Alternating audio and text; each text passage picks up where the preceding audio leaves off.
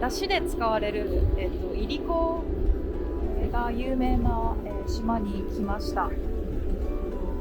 私が住んでるところから車で1時間ぐらい、高速道路に乗って、でその後、船で25分ぐらいですかね。それぐらいかかりました。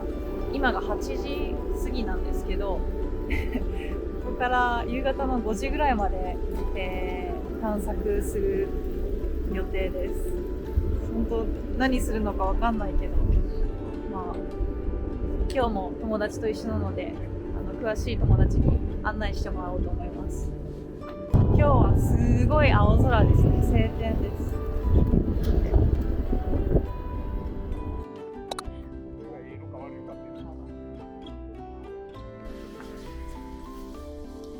これ何ですか？神社っぽい。子猫ちゃんがいました。こっち来る。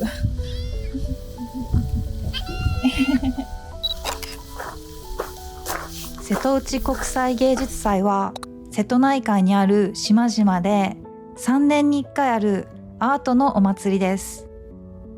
このトイレの面白いところは時間帯によって光が差し込んでこんな風に影ができます。この光と影のデザインは島の細かい路地をイメージしているそうですよ。ただトイレに来るだけじゃなくてちょっとした美術館気分も味わえます。二宮金次郎発見。薪を背負って本を読んでいるこの少年の像、実は頑張ることや勉強することの大切さを伝えるために作られました。今は減ってきましたが、昔の子どもたちのお手本みたいな存在でした。こっち向いて。伊吹島の集落がよく見える場所を発見。本当に綺麗な島です。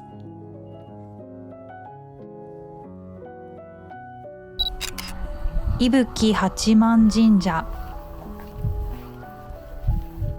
この島の規模にしてはかなり大きいですね。この中には調査と呼ばれる太鼓台が入っているそうです。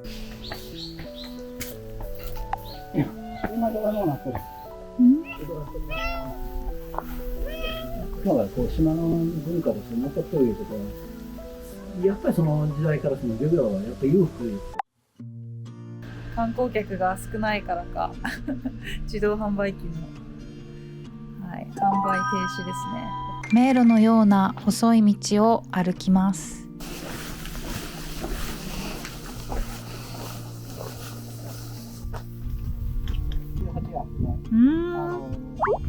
旧の3月21日にはここ実は島変動やるんです。へえ。こんな感じであちこち。これは何のため？ここの島道路が狭いので、軽トラじゃ入れんのに。ということはこういう小回りの利く車でないと島のその狭い生活道路の中入っていって、柿の木を見つけました。ここは昔の、保育所幼稚園だったそうです。今は伊吹島民族資料館になっています。なんか懐かしいね。靴を脱いで上がります。また変わったトイレを見つけました。すごい低いね。何これ？ちびっこよこれ。おお、和式トイレ。めっちゃちっちゃい。昔の表現。便所。今はトイレ、お手洗い、お化粧室。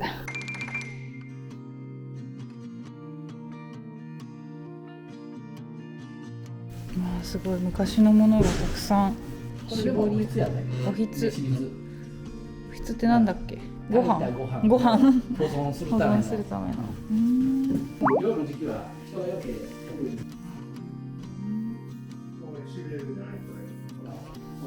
ここから見る景色もすごい。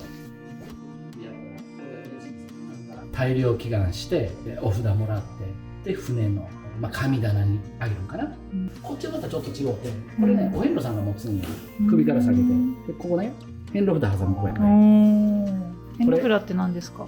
自分がお参りしましたよ、これが自分の証です言うてお札を納めるんや。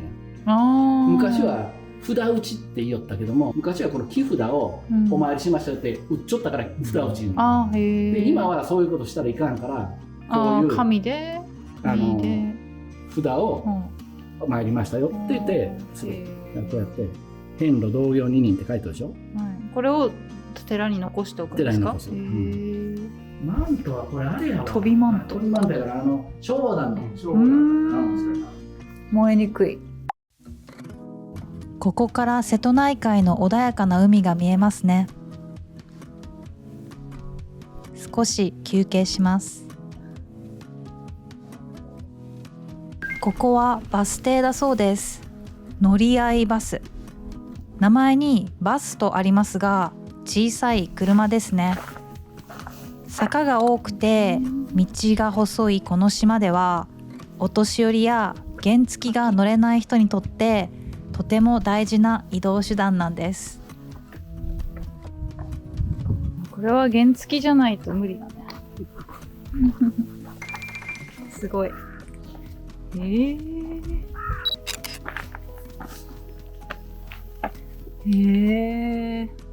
この作品「いぶきの木」は昔島にあった山陰の跡地にあります。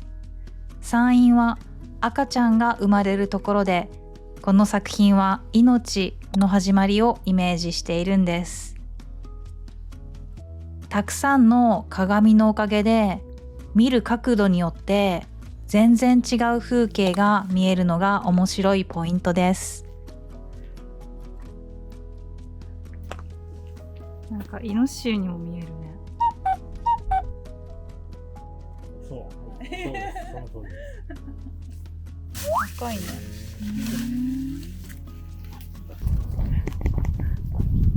いい感じ。お地蔵さんは特に子供や旅人を守る存在として信じられています。この赤い舞掛には子供を守ってほしいという願いが込められているんです。日本では赤い色が魔除けとされていて、悪いものから子供を守る意味があるんですよ。また亡くなった子供を供養するためにも前掛けがかけられるそうです。あ、逃げちゃう。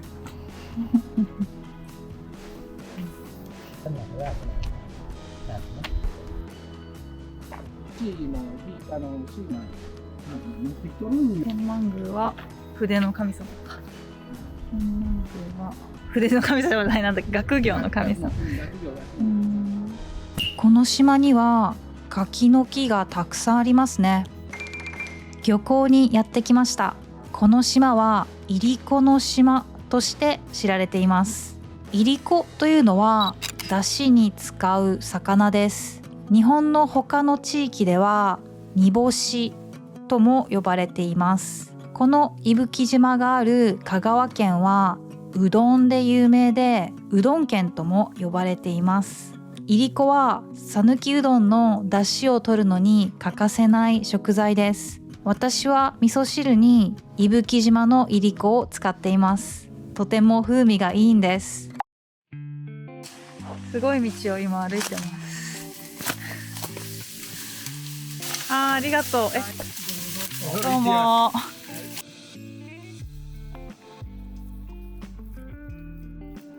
すごいなこれ。誰も通ってないところに。はいどうぞ。どうも。これはちょっと。